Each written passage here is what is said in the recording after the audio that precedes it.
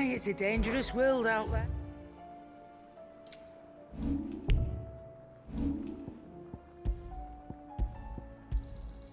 You're rubbing me blind, you know. You'll not find a better price than that. It'd better all be here. You'll not find a better price than that. Still alive, are you? It'd better all be here.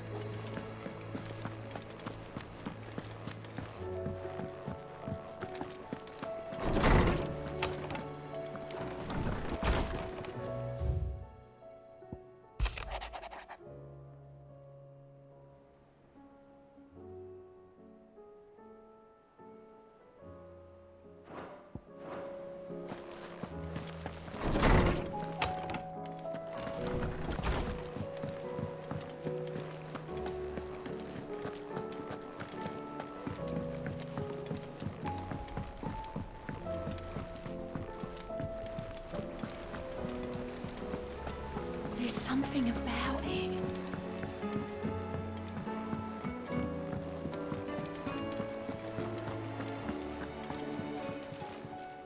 Welcome to the Patron's Whisper. Your benefactors are a generous lot. Come again. I may have more for you. Fancy a look at the list, do you? Anything catch your eye?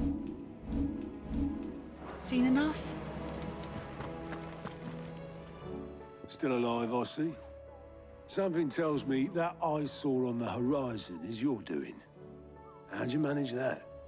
It's a long story. One that I'd rather only tell once. Right. All hands on deck, then.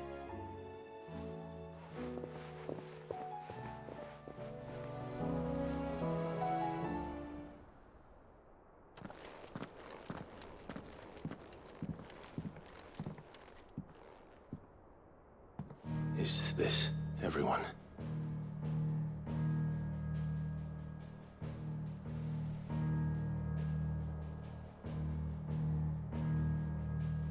As I'm sure you've all guessed, the crystal which now commands the eastern skies was summoned by Ultima. He called it Origin. Though the significance of that name is as yet unclear. What does it matter what it's called? Its emergence tore Twinside asunder and wiped my homeland from the map.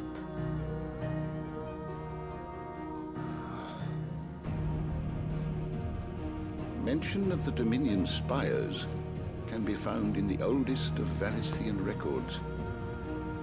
But to the best of my knowledge, none provide any hint as to their true nature. That they would prove the horns of some slumbering demon. Well, the Dominion's demise was at least quick. Elsewhere, the Republican army cannot hope to contain the chaos engulfing Randalar. Canva is in flames, and the Empire. Our allies are crying out for answers. I've sent the Cursebreakers to give them what assurances we can, but right now that amounts to fuck all. They wouldn't be able to stop what the skies have started in any case. People here and across the realm grow sicker with every passing day. Could it be that this new Mother Crystal is like the others? That it draws upon the land's ether? It certainly looked that way from stone here. If that were true, it would explain the hastening spread of the Blight since the crystal's appearance. Would it not? And as the land's ether slowly rises to the surface, it pools, corrupting all who cannot channel its energies. Archae above, ether floods below, and in the middle, here we languish, hopelessly entrapped.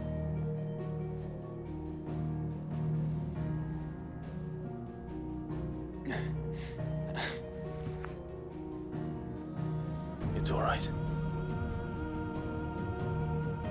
When we faced him at Stone here, Ultima told us his true power quickens in the halls of Origin. Needless to say, we cannot allow that to continue. If we are to stop him, we will have to find a way into the crystal. How are we gonna manage that then? It's up in the sky. And fast as she is, the Enterprise can't fly.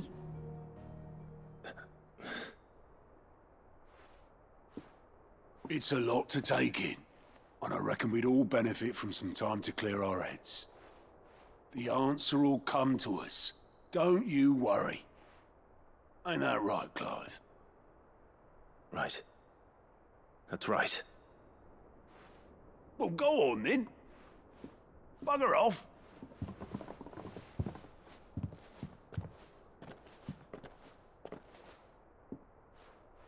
Same goes for you, Clive. You won't solve anything like this. Trust me. Go and get some fresh air, eh? Thank you.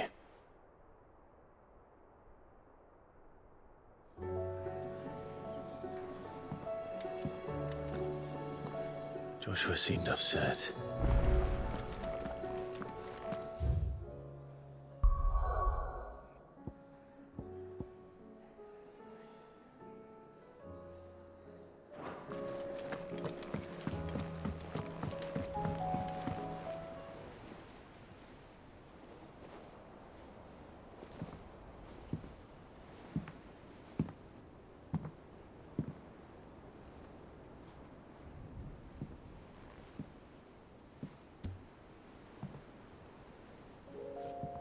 Ultima may have created us, but he doesn't make us who we are.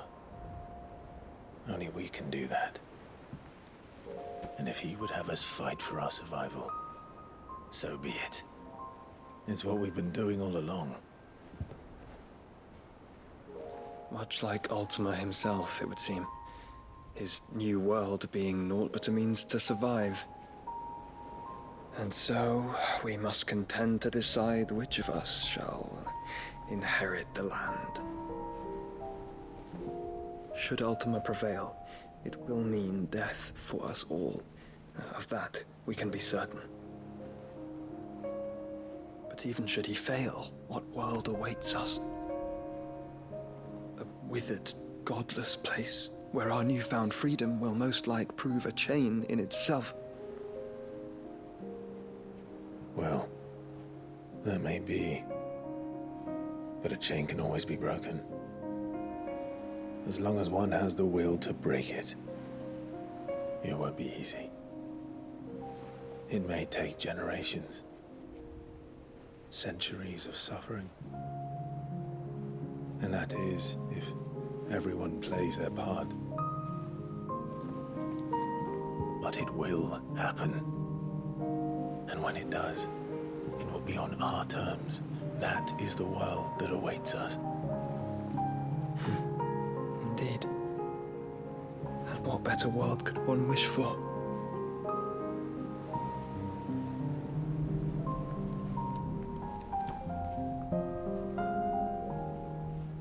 But first, we have to reach that crystal.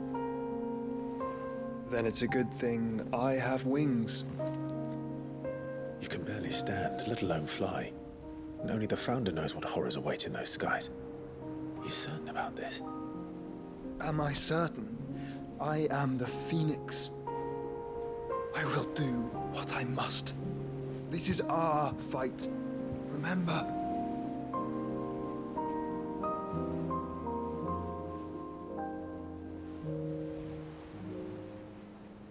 All right. I yield. But only what you must, yes? I'm still your sworn shield. That you are. And what of my wings? Lest you forget, you go to stand against a god. I would not have you succumb to fatigue before the fight begins. Ifrit, your brother mentioned that some few of the dominants who had lost their power to you were still able to prime. Is that true? It is. But their icons no longer submitted to their will.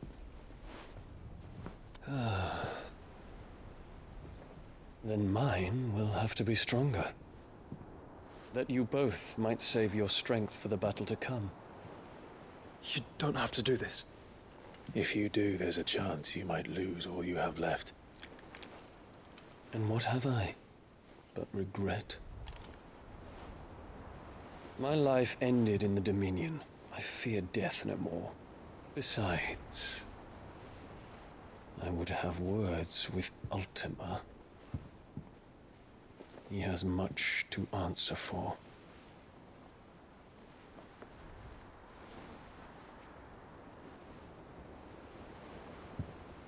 We are in your debt, Dion.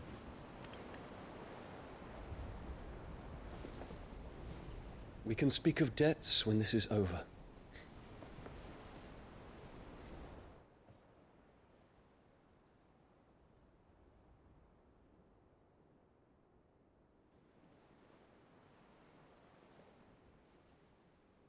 He speaks like a man who knows he's not coming back. And has come to terms with that. That doesn't mean that we have to, does it, Clive? Time to talk to Jill. I only hope she understands.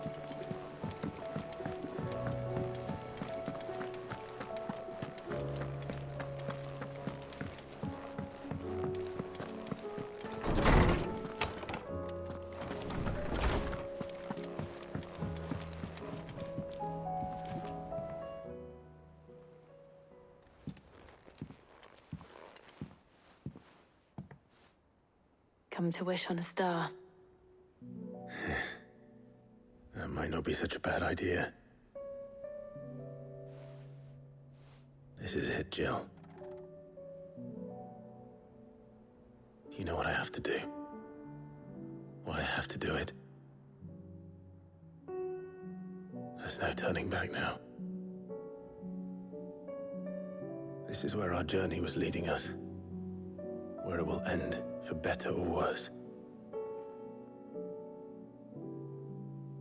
I could pray to Metia for you. But you'll be all right, won't you, Clive? You always are. I did promise we'd watch the moon together. I'll be waiting.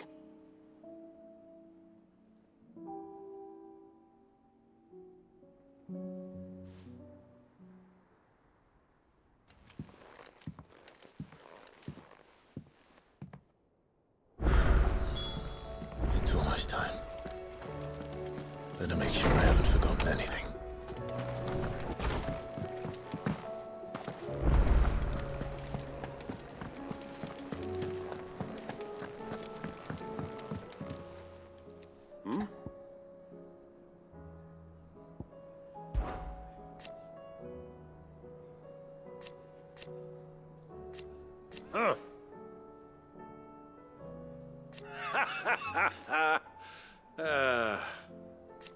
Thank you, Uncle.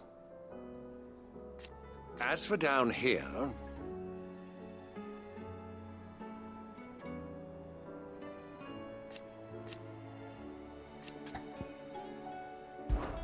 Clive, my boy! Rutherford informs me that we owe you our thanks. Hadn't intended for you to get involved, but such are the times we live in, huh? I would have done the same for anyone else. You're far too modest, Clive. You'd make a terrible nobleman. But tell me, is the realm truly in as dire a state as Rutherford suggests? From what little I saw, you were right to be worried. I suppose I should have expected the worst. But I was rather hoping the great and good of the realm might have things a little more under control. Alas, it seems that firm leadership is in short supply these days, and without it, the people are bound to lose their way. We must move quickly. But where do we start?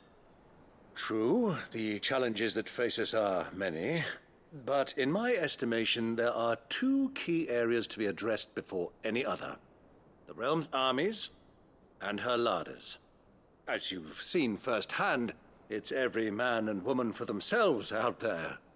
Certain cities have banded together to try and maintain some semblance of order, yes? But such cases are few and far between. And yet, the only remedy for the chaos that faces us is unity. A unity that transcends even the borders laid down by our ancestors. In short, if Storm does not stand together, she will fall apart. But how would one even begin to unite the realm? The armies, my boy. As I told you already, we begin by restoring order among the ranks of those sworn to maintain it. Sadly, I doubt I could convince even the lowliest gaggle of privates to dig a latrine together. But I do know someone the High Commanders have been known to listen to on occasion. Field Marshal Eikon Ifrit. I thought he was retired. He was, until an Akashic army tore through Randalar and killed most of the rank and file. There is no man alive more capable. Literally. And as luck would have it, I've already spoken with him on the matter. Of course you have. And he's agreed to help. On one condition. That he first speaks with you personally. Havel has always been a man of frustratingly rigid principle, and he has certain qualms about clasping arms with, well, with an outlaw. I extolled your many virtues as best I could, of course, but the old goat was adamant that he be allowed to appraise you in person. You don't mind, do you, my boy? Of course not. As long as chaos reigns, we will never build a better world. I'll do whatever it takes. And if the Field Marshal wishes to speak with me in person, then so be it. That's the spirit. I'll leave for Randalar at once. Would you send a Stolas? Of course. Rutherford is already in the Dalmekian capital. I'll have him tell Havel to expect you forthwith. Excellent. Thank you, Uncle. No. Thank you, Clive.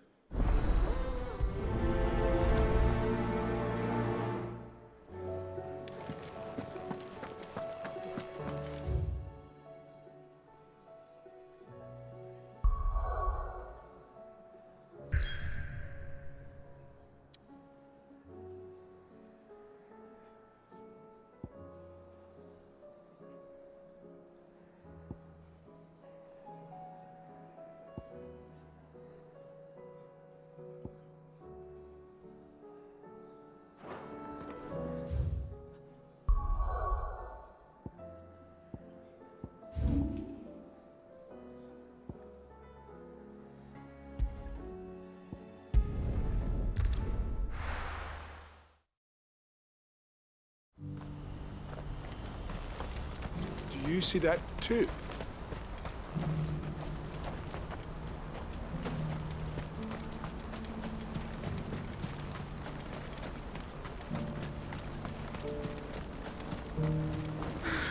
What is it? Oh, please. Just make it stop. I'm scared.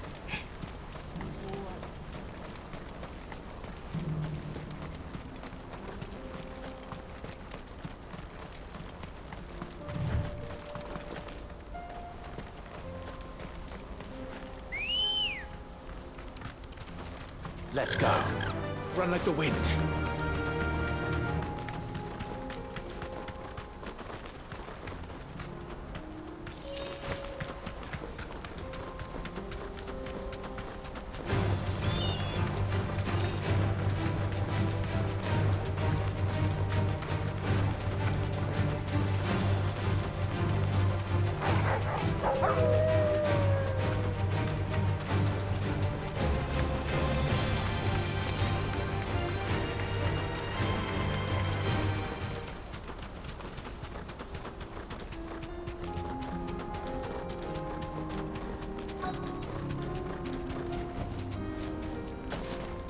Can't be Rutherford, can it?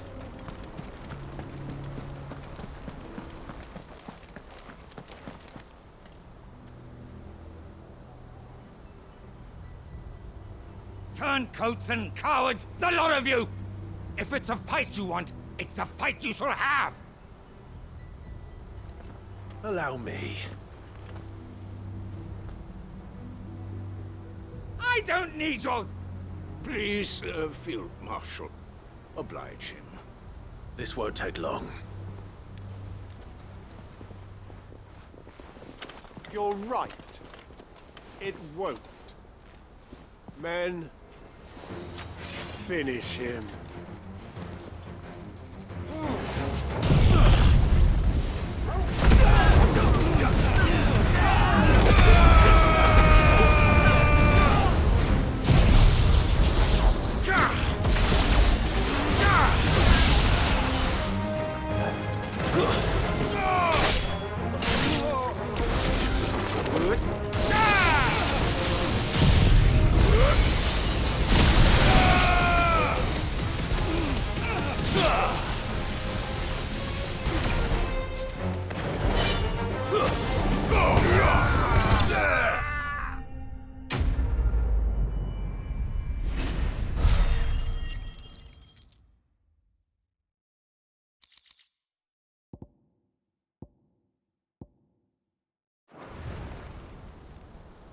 A little longer than I'd have liked.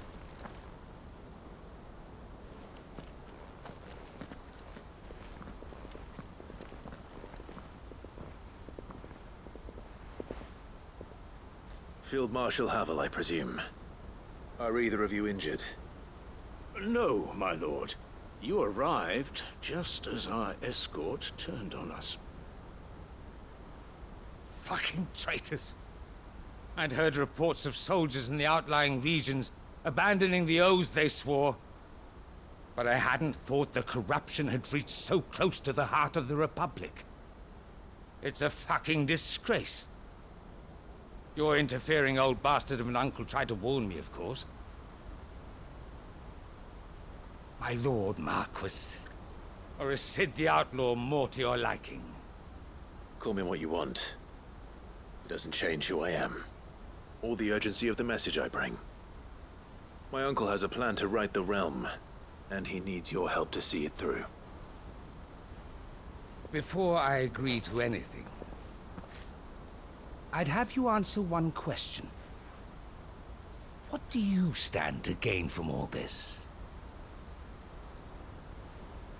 I won't deny that I might benefit from further chaos. But I seek a new beginning for all of us.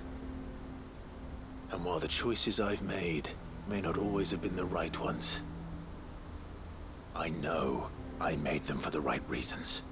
For so long, so many of us have been told how we could live, how we could die, when it should have been our decision all along. Now we have a chance to put things right. But in order to take it, we must stand together. Even if it be beside those with whom we don't see eye to eye.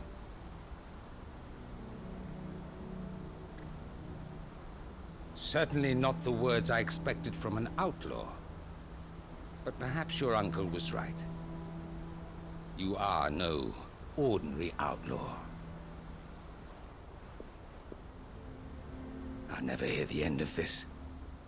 All right. I'll start by ordering my most trusted guard to bring the Dhalmekian fringes under control. Next, I'll make contact with my counterparts in the Imperial Army and see if I can't convince them to try and restore order in their own territory. Thank you, Field Marshal. But they are not the only ones we will need to convince. What do you mean? I don't doubt that I can bully some sense into a few generals. But those they answer to require a different kind of persuasion. And when it comes to honeyed words, well, we will need an envoy. One who can court even the most stubborn of statesmen. You, perhaps. I'm flattered. But I'm no diplomat either. And I have other problems to attend to. What we need is a skilled arbitrator. And I may know just the person. Is that so?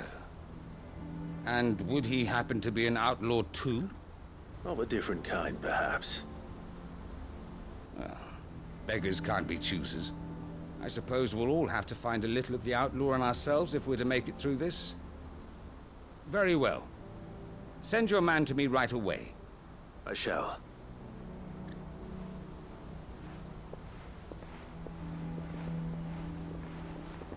My Lord Marquis.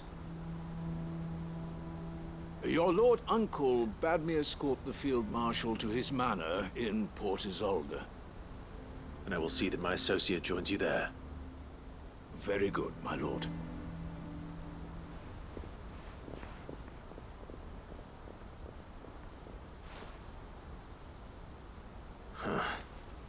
An envoy. I'm not sure I'm the man to talk anyone round. I can barely convince my brother to take his medicine. No. This is a job for someone with experience. Someone like Quentin. I hope I can convince him at least.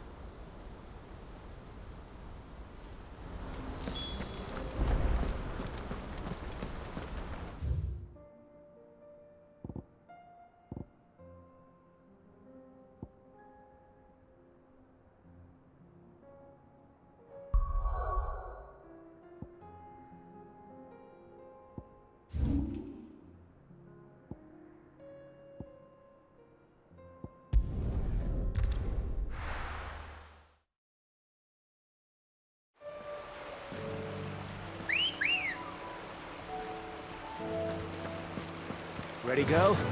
Yeah!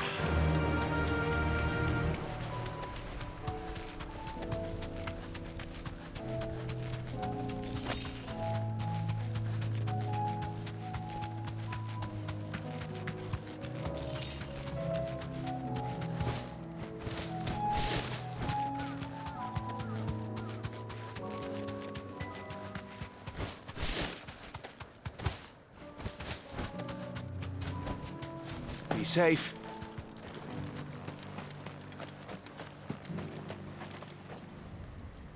Quentin, I have a proposal for you. Do you now? Something tells me you'll be asking more of me than a cask of Gotand gold. Go on then. Propose.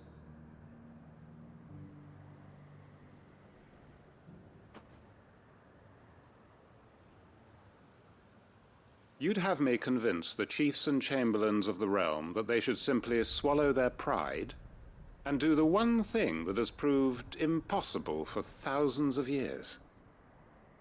Was there anything else? Perhaps I can fetch you a meat pie as well. I know it's a lot to ask, but I can think of none better suited to the role. And you'd have me give up what little I have left to do it. I told you, Clive. The people of Lostwing are my family, and I cannot abandon them. You'll have to find someone else. I'm sorry to hear that. So am I. And why might that be? What he's asking. How's it any different to what you've done so far? They want you to speak for those who can't speak for themselves. That's what you do best.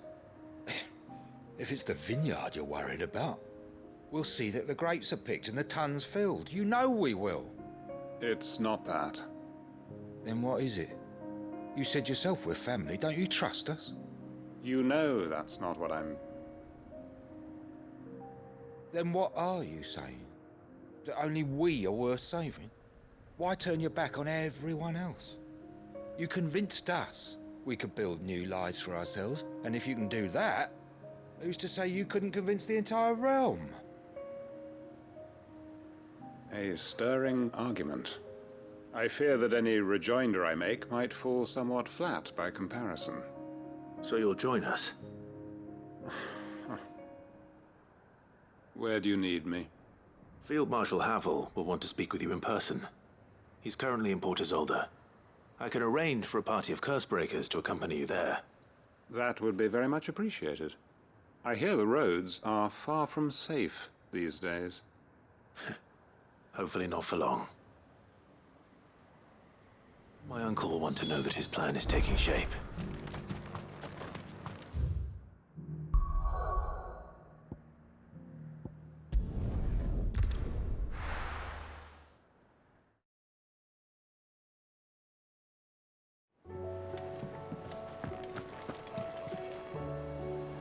Uncle, I bring good news. The Field Marshal has agreed to your plan. Ha! Of course he has. I didn't doubt you for a moment, dear boy. Rutherford is accompanying him back to your manor in Port Isolde as we speak. They will await your return there. As will one other. One other? Who, exactly? Lord Havel was concerned that even if he could get the realm's armies to agree to an accord, he might not be as successful in convincing those with political power. He asked if I might have a solution, and I suggested a certain Imperial Lord Magistrate turned Liberator. One of your co-conspirators? Master Quinton would probably call me one of his, but yes. Another outlaw, then. Just the thing we need to put these rotten politicos in their places. Good thinking, Clive. I'm glad you approve. The more the merrier, eh? Uncle, assuming Havel and Quinton can solve our problem with the armies, you still haven't mentioned how we might manage the grain shortages. Oh, don't you worry, my boy. The 7 high houses will be seeing to that. They have all agreed to make the most generous of donations.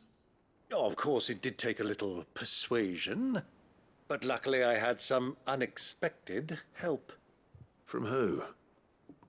Why, you, my boy.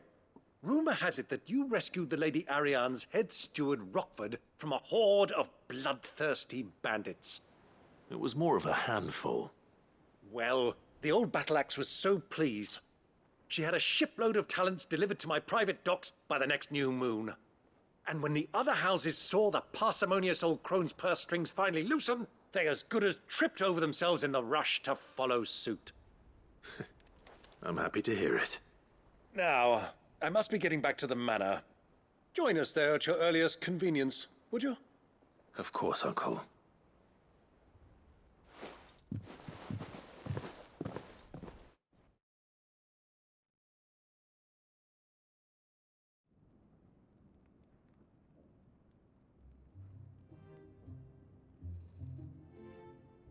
And how, pray tell, will we get that grain to the capital if the roads are still overrun with Akashic?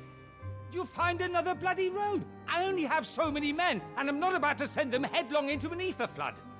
That is, unless you'd have them turn as well. Well, I'd certainly eat less. Says the man with a belly bigger than a band of curls.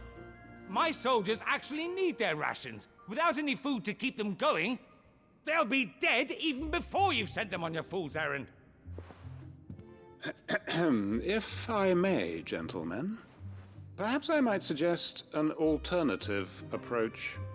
Though supply routes are indeed disrupted, there is no shortage of ships. Indeed, they bob away in every bay from here to Randalar, awaiting a safe haven. Allow them to make port and fill their bellies full of grain. And once those who crowd the cities are fed, ferry the displaced back to the countryside to work the fallow fields. But I'm sure that you wish to continue your discussion. Forgive the interruption. 2 such firm friends as yourselves need no help from the likes of me. Rutherford spoke fondly of the great bond between you. Us? Friends? I can't stand the man. Clive, I'm beginning to question the quality of the company you keep. And what kind of company were you expecting him to keep? The man's a criminal. Criminal? How dare you? You are not fit to breathe the same air as this fine, upstanding young gentleman. Upstanding? He calls himself Sid the Bloody Outlaw! Once more onto the breach.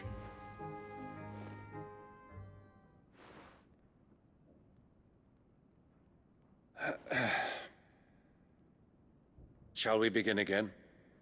What we seek here is not to create a new nation, nor to claim the thrones of those that already exist.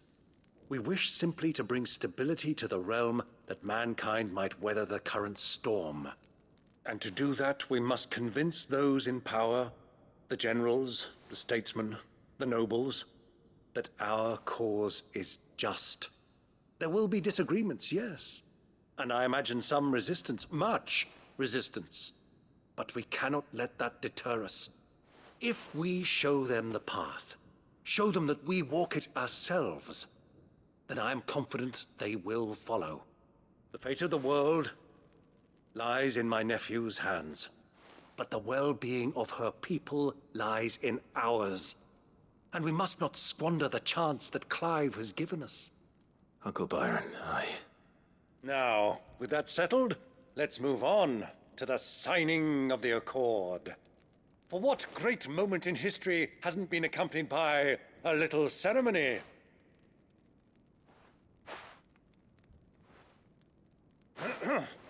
Citizens of Valisthea, I present to you the Tri-Unity. Rutherford, Mike Will.